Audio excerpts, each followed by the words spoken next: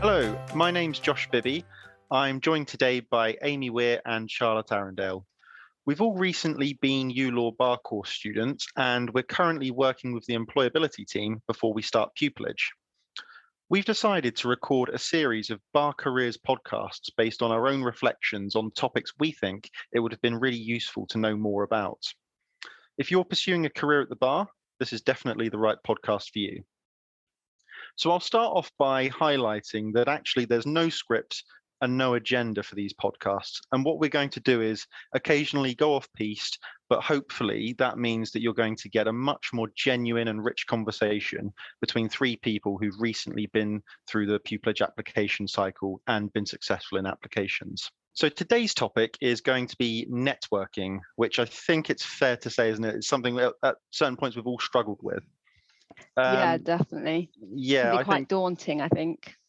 for me, it's definitely something I found I felt quite anxious about going to events, not really knowing what it was all about, why I was doing it, and really like what I was meant to get out of it. Yeah, I would agree with that. I think there are some kind of natural anxieties about networking events. I also just think about approaching people and kind of having the confidence to do that. So I think it'd be really good if we kind of have a bit of a discussion about why we're doing it in the first place, just to kind of show how important it is. So do you guys have any kind of thoughts on why we do networking in the first place?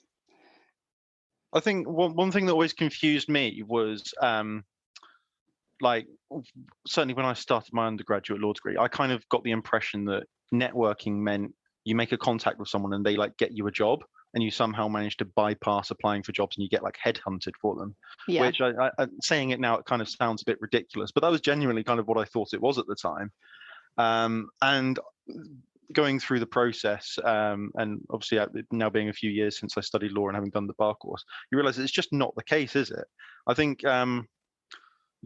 you can do networking to maybe get some advice on a particular area of law or a particular career path, or it could even be in relation to a specific application, but you definitely don't network with the aim of walking out of that room with a job. Yeah, I would agree with that. I think there's sometimes a pressure to definitely stay in contact with the people that you're networking, which can happen, and that's great if that does happen. But I've also kind of got great things of just having conversations with people, and they've kind of I've got new ideas from having conversations with people. So if you kind of go into it as just a kind of way to listen to people, get new ideas, and not put too much pressure on yourself, I think it can be a really kind of useful way to kind of inspire you, maybe to look into a new area of law and to consider certain areas of practice. I also think it's a really great way to get to know other people in the profession, whether that be talking about law or other things, personal interests that you may have in common that can help you build a connection. And you never know, that might turn into an opportunity, or it might even turn into a reference later down the line. Yeah, I think that's quite an important thing you touched on there, Charlotte, in terms of like networking isn't about being kind of transactional, is it? And starting a conversation and going straight in with the kind of nitty gritty of like, can you do this for me? Can you do that for me? Because you come across as someone that's just like asking the world and kind of giving nothing. I think networking is much more about actually, to an extent, getting to know someone or learning like what it is, what wisdom, insight, or whatever it is that they can contribute, rather than going straight in with an ask of, yeah, can you just do this for me? And I think that's really the thing, especially with barristers, is okay, yeah, they're always happy to tell you about their story and how they got to the bar, but they do have lives outside of that. And with the bar being so collegiate, it's nice to find out what you do have in common. So for example, if you're into drama, you might be chatting to a barrister who's also into drama and is in one of their inns drama-like societies. And so you might find yourself getting dragged into that by meeting that person, and then that will open more doors for you, even though you haven't gone in with a "can I have a mini pupillage" kind of attitude. Yeah. Yeah, I think actually, in a way, you can think of networking. I don't want to sound too cliche when I say this, but it's almost a bit like about saying yes to opportunities that come your way, in the sense that, like, you may find yourself at some kind of event or something, just chatting to a barrister or someone involved in the bar as a profession about a random topic. And it's like, instead of thinking, oh, I've got to change the topic onto like something more relevant for something I really want, it's like, let's just run with this conversation and see where it goes. Yeah, I completely agree with that. And then that is a contact, it's a friendly face at future events as well, isn't it? It doesn't always have to be legal. I think that's a really important point. Is about, like you said, Josh, Charlotte, getting to know other people and getting to know other people in the profession. And I think something I've come to appreciate more since finishing the bar course as well is the fact that networking isn't necessarily about making contact who are like judges or really senior barristers or like 10, 20 years ahead of you.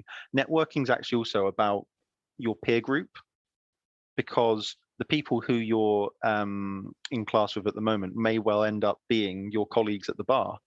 So they're still valuable contacts, aren't they? Absolutely. And Josh, we were classmates, and Yeah, now exactly. we'll end up being at the bar.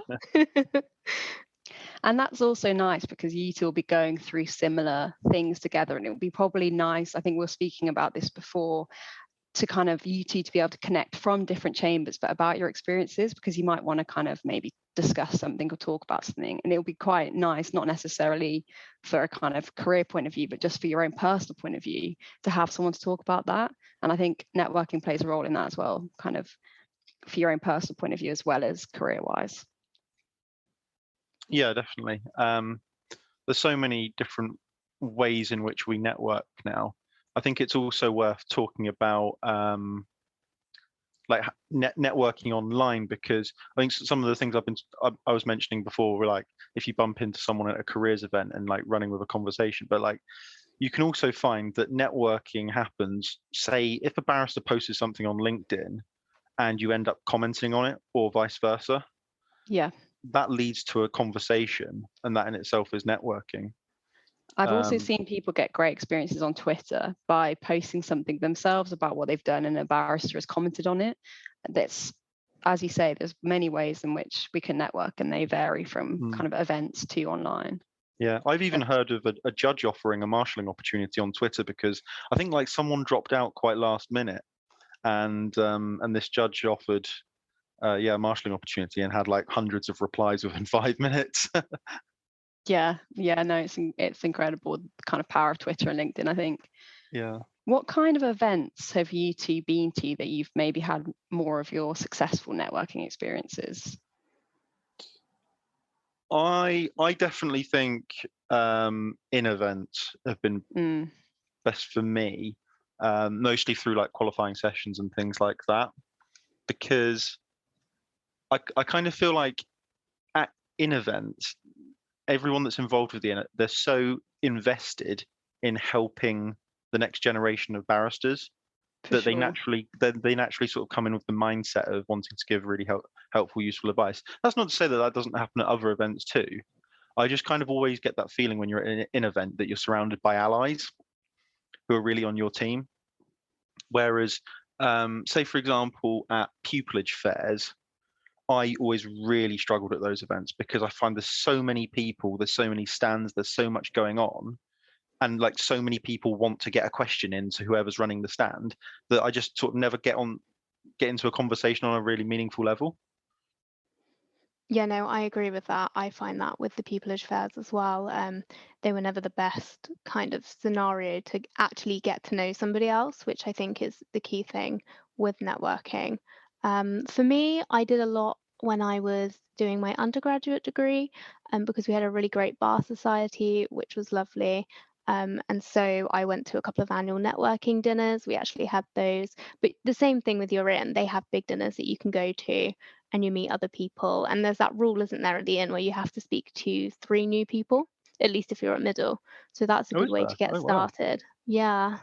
Yeah, I don't know if we have that at Lincoln, so it might have just passed me by, but that sounds quite a good rule, actually. Yeah. I also recommend kind of doing I don't know if either of you did the advocacy weekends. That I don't know if it's just an Inner Temple thing. Do they do the weekends at other inns? Yeah, I missed. I think we both missed out on that because of COVID. Yeah, because that's a very good way to kind of be around the same people for a good chunk of time, and because it's less pressure on it then, because you're kind of seeing them for a talk and then you're seeing them for a kind of small group meeting. So kind of taking up in opportunities, I think, is definitely a big one for networking.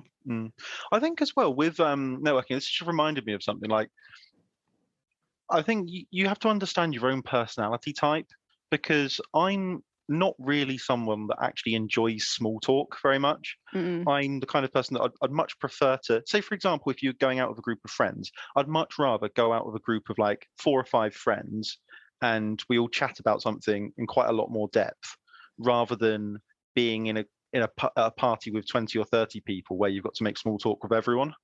Yeah. And I think if you are similar to me, don't put too much pressure on yourself to kind of be able to do really well in those big group settings. I completely agree with that. I think that you should not be yourself because you're networking. I think there are ways to do it by being yourself, whether you're extroverted or introverted or I think your personality type. That's when at networking events you always get like that horrible awkward feeling, is when you can tell someone there is like trying to behave in a way that they think they're supposed to behave because of the networking event. And again, it is quite cliched, but it's always best, well, actually, whether it's in networking events or in interviews, really, just to kind of genuinely be yourself. Yeah, I agree. And I think that kind of plays on that it's not just about you talking when networking. I think also listening to what other people around you have to say is a big part of networking. And so if you're someone that maybe naturally is more of a listener, for example, that's totally fine. You can still network by just being around people and listening to them and taking things on board.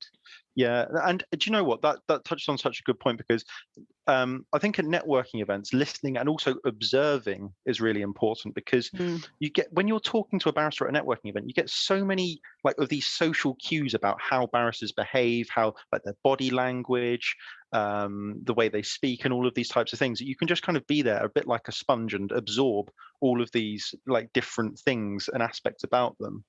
That also reminds me, don't be afraid to take a pen and paper to a networking event, and if somebody's offering you contact details, get them written down. Sometimes also I've had it before where a barrister's like, just search me on LinkedIn or whatever, and that's fine. But if someone's giving you contact details, definitely take them. And I'd probably say follow up. That's it. But what would you say the rule is, Charlotte, as to how long you wait before following up? Oh, well, I wouldn't say 5 minutes after the event finishes. That might be a little bit too keen.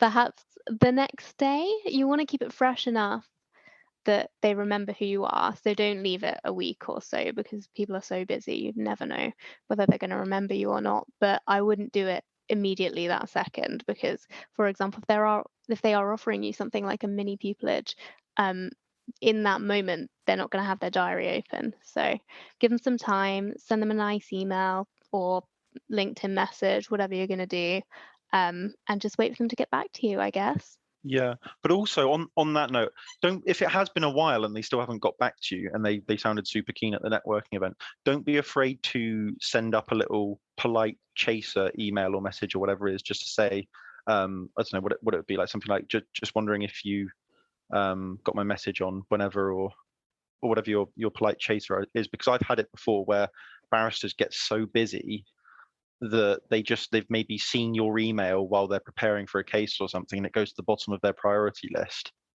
and then they've forgotten simply, and that's it. Yeah, it's not that they're not willing still, so it's worth doing for sure. I'd say even if they do give your email address or contact details, though, I do think LinkedIn or Twitter is a good way of a kind of continuing the kind of relationship, because say you post something on LinkedIn, or if they post something on LinkedIn and you like it or you react to it, it just kind of keeps you in their mind or their network as such. So I think both tools work really well. Yeah, I think that's it, isn't it? Because like it's significant milestones of your journey to being a barrister, like whether it's putting something about your degree results on there or your bar course results or your call to the bar, because that'll pop up on their news feed. It just keeps you sort of fresh in their mind, almost subconsciously for them. Yeah, exactly. And Amy, I think you kind of touched on a good thing there. So there's networking initially, but then you need to keep up that networking. So you're still interacting with the people that you've initially gone up to. I think that's something that people are not so good at generally. Yeah, I think I'm not very good at that. Me neither. Yeah, Amy, what do you think your secret is to that? Because I think for me, I just find it awkward sometimes knowing how often you should stay in touch with someone. Yeah, I think it depends on what you kind of envisage it looking like. I think for me, emailing people, I think networking for me has got some good experiences, for example, shadowing. And so that kind of naturally kept it going because we'd be emailing about when I'm going to shadow, and then you do the shadowing, and then kind of asking about cases that they're doing. I mean, you kind of had to get to a certain point, but then you kind of get to the point where you can start asking questions. So, for example, I might ask some people that I networked with about a confusing point of law or a case that I didn't quite understand, and they've always been really willing to kind of give their advice on that. So I think you can kind of, if you've got something in mind that you would like your help with, for example, whether it's shadowing, then that does kind of create a natural goal that you're working towards, and then that from that comes further advice, if that makes sense. Yeah, I think that's a really good idea, because I think as well it just shows to the person you were with, particularly if it's like as a result of shadowing or something, you're like really engaged in what you were doing. Exactly. So, for example, I shadowed a barrister, and then a couple of weeks later come to kind of writing out my notes for future applications, and just had a question on a point of law or something. Was I remembering it right? Is this exactly what happened? And we got in contact asking about it, and they were very happy to kind of remind me what happened, explain to me what happened, and little things like that just keep the contact going and keep it kind of allows you to ask really interesting questions, and then it comes to the pupillage application cycle, and then you can ask them about that. So it's just like keeping contact about things that, one, you are genuinely interested in, but then finding the opportunities to ask those kind of questions. Yeah, you mentioned the pupillage application cycle there. It just popped into my mind as well about, I think it might be useful to talk a bit about how you translate conversations you've had at networking events into something on a pupillage application form. Yeah. So like something I saw quite a lot last year, particularly because loads of people were attending online events because of COVID, people were saying like, went to an online networking event with members of this chambers, or spoke to such and such member of chambers at this virtual event. And they're using that as part of the answer of why do you want to come to this chambers? Yeah. To demonstrate that sort of like some kind of connection with the chambers, really. Did you find there are any like particularly useful ways or phrases that you use for kind of talking about your networking events in those questions on application forms? I used that quite a few times actually, and for the set that I'm going to, because I met a QC from the chambers that I was going to at an Inner Temple event, and spoke about it in that question, why this chambers, as part of the question, saying that I had a conversation with this barrister, and kind of the ethos of the chambers, what the chambers are about, really appealed to me. And I think that's the kind of, if you have a conversation with someone and the way they talk about your set thinks that it's this kind of set that you will fit in with, and it kind of matches your ethos and your the areas of law that you're interested in, then you can absolutely put that on application, because it's a genuine reason why you were then interested in that set. Because for me, it definitely was. Yeah, I think it's really about getting across like what it is that's creating that personal connection between you and the chambers, isn't it? So what was it about that conversation that triggered in your mind, oh yes, I've got to come to this set of chambers? Exactly. And I think that's where you've got to write down something that resonates with a personal reason for you, rather than just like quite a fluffy, woolly way of saying things, just simply saying like, oh, I met someone at this chambers and therefore I want to come to this chambers. Yeah. Because that misses a key link in the chain of logic, which is like they were talking about these aspects or these things or whatever the chambers does, and this is what I want to do. Yeah, for example, he spoke about kind of the mentoring scheme that they have at the chamber. So it's just little things that shows you have a genuine interest, because then you can go and follow up with your own research. But if that kind of shows that you had that point of contact and then a genuine interest in that chambers that you're applying to. So it's a really good tool, I think, on application forms. I think as well, like if you've spoken to a particularly junior member of chambers, maybe a current pupil or someone who's been a tenant for 1, 2, or 3 years, you can give a really helpful insight and say, like, well, I've learned about what life is like as a junior tenant. Yes, and sure. that really reflects well on a pupillage application form, because you're going in with this good knowledge of what it is you're applying for and what it is you'll be facing in that pupillage year. Yeah, and this is slightly off topic, but on kind of the similar vein of that question, why this chambers, things like pupillage open events that chambers do are really good for that, because you can then, they might say something that really does resonate with you, or kind of is what you want out of a chambers, and you can say that in your pupillage application form, because it shows, again, a genuine interest. So alongside this kind of networking that we're talking about, those kind of open evenings, whether they're online or in person, are a really good way to have a good answer and a genuine answer for that question. Yeah, they're often, what's great about those open evenings, I think, as well, is that they're often super easy to sign up for. Quite a lot of them you don't have to do like a full application form. It's just kind of put your name and email address in, and you get a link or something. Exactly. And they do give you, on the whole, a good feel for what the chambers is about. Okay, so I think that probably concludes our first episode on networking. Thanks very much, everyone, for listening to this, and do keep an eye out for our future episodes. If you've got any questions in the meantime, or any thoughts for future topics, do feel free to email amy.weir@law.ac.uk. Bye.